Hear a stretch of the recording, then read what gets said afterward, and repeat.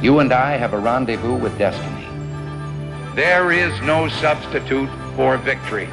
I accept your nomination for the presidency of the United States. We are Americans. I ask for your prayers and your support as our country continues its vital role as a leader for world peace. Well, I believe there's a better way of eliminating the threat of nuclear war. The future doesn't belong to the faint-hearted. It belongs to the brave. Mr. Gorbachev, tear down this wall. My friends, we did it. We weren't just marking time. We made a difference. You and I have a rendezvous with destiny. Hello. In the traditional motion picture story, the villains are usually defeated. The ending is a happy one. I can make no such promise for the picture you're about to watch. In 1980, when Reagan came to office, he had two main legislative objectives. The first was to repair the economy. The second was to reduce the size of the government. The president served all 8 years of his term with the Democratic House, but was able to pass key legislation with the help of the Conservative Coalition, a group of Southern Democrats that sided with the Republican ideals. The problem with trying to grade President Reagan on his being a guardian of the economy is how far forward you look. During his terms, he actually helped to grow the economy, but if you look forward towards the dot-com crash, you'll see the flaws in his policies. Reagan's policies tended towards cutting taxes and expenditures, except defense spending.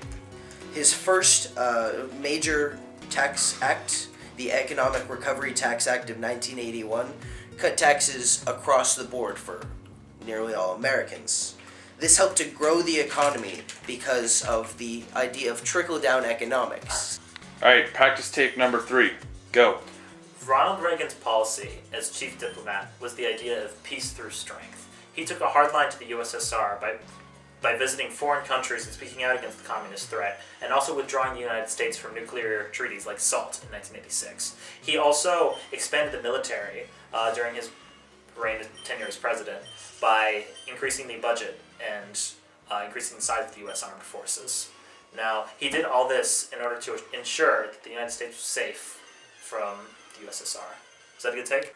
So, if you want a real example of Ronald Reagan's foreign policy, you can look at this speech he gives in Berlin about tearing down the wall. It really represents Reagan's foreign policy in a nutshell, because he's going to foreign soil and he's pushing his demands onto an opposing head of state. It encapsulates the hard line Reagan takes with the USSR, and it really shows how basically he puts out there that America is not to be screwed with, in layman's terms. Tut, could you turn that off? Is this right? Yeah, it's fine. Okay. Ronald Reagan's tenure as Commander-in-Chief is filled with incidents that stain, really, the American military. There were 4 major foreign issues that he performed less than admirably on. The Iran-Contra affair, bombing Libya, invading Lebanon, and giving arms to Osama bin Laden were the 4 major issues that really marked his term.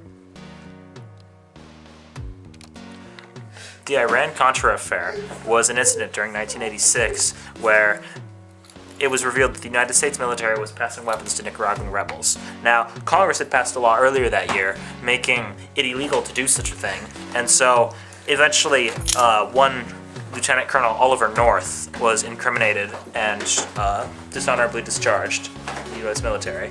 Now, it's unclear as to whether or not Reagan knew about the incident, but the fact of the matter is it's a black mark on his record as Commander-in-Chief. The Libya bombings I mentioned earlier was a retaliation for a bombing of a West German discotheque, and there were 60 deaths reported, and it was retaliation in return for what Reagan termed acts of terrorism. The Lebanon invasion was done by Israel and supported by the United States, and it was a good example of the Reagan doctrine of providing weapons to anyone who would fight against United States threats. Now, President Reagan was an actor before he became a politician, and his acting experience clearly shows during his speeches. He has many famous speeches, like the Gorbachev tear down the wall, and other stuff. Alright, what else am I going to say? Alright. Tommy! During Reagan's 2 terms as president, he enjoyed significant public approval, averaging around 53%.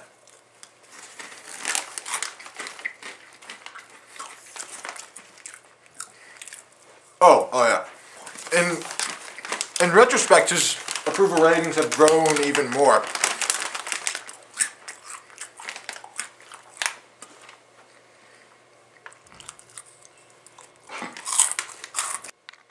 Are you sure this is all right? Yeah, just talk louder. Okay. As chief of staff, or as chief executive, Ronald Reagan really favored a pyramid sort of structure. And he did this by delegating work through his 3 White House chiefs of staff, who were Ronald Baker, Donald Reagan, no relation, and James Baker. Now, Reagan really favored are you sure this is all right? Yeah, it's fine. Okay. Ronald Reagan really favored removing power from the federal government. And so his cabinet and his sort of appointments process were very weak. The only real significant appointment Ronald Reagan made was in 1988 when Joe Biden actually shot down a Supreme Court justice on the grounds that... Are you sure this is fine? Yeah, it's fine. Okay. Joe Biden shot down a Supreme Court justice being nominated. This was the first time that it happened basically ever. And it really changed the face of the way how Supreme Court justices were nominated.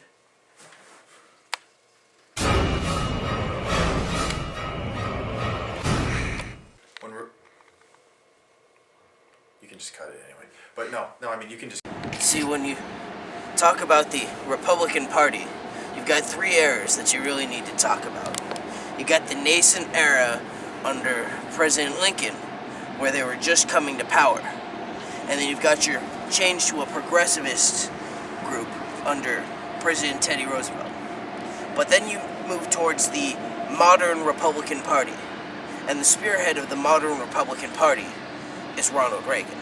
Ronald Reagan established the idea of family values being the party platform. He put Americans first. Alright, see ya. Mexican American. Now hop it. Go to night school, take Spanish, get it. Family values are political and social beliefs that hold that the nuclear family is the essential unit of society. Familialism is the ideology that promotes the family and its values as an institution. Ronald Reagan was a firm believer in this branch of conservatism and used the idea of a one-man, one-woman family to promote ideas such as a pro-life stance on Con los terroristas.